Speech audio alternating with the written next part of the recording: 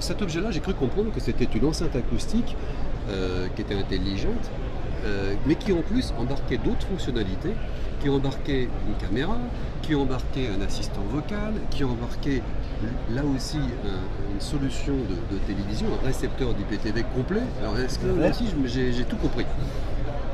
Je pense, je peux aller plus dans le détail, mais je pense que l'essentiel a été dit.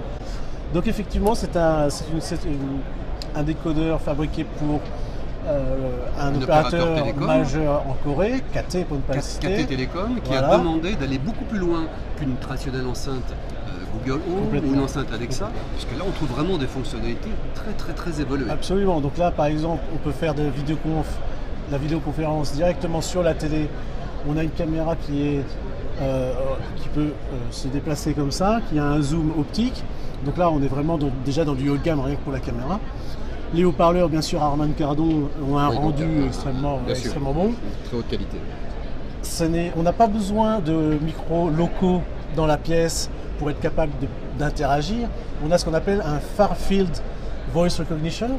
C'est-à-dire qu'en fait, on fait une sorte de beamforming avec plusieurs micros pour suivre l'usager qui va interagir avec la boîte. Donc même si vous avancez, vous bougez dans la pièce, le micro en fait va vous suivre où que vous alliez. D'accord ?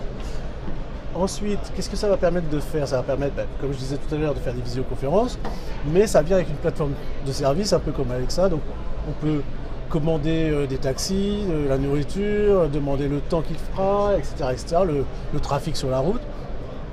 Ça permet aussi de contrôler des appareils IoT, donc par exemple allumer, éteindre des lumières, le gaz, enfin ce genre de choses qu'on a envie de faire quand on veut contrôler un peu ce qui se passe à la maison. Une particularité par rapport à beaucoup de devices qu'on peut voir maintenant sur une base concurrente de KT, on va dire, une partie de la reconnaissance vocale est faite localement.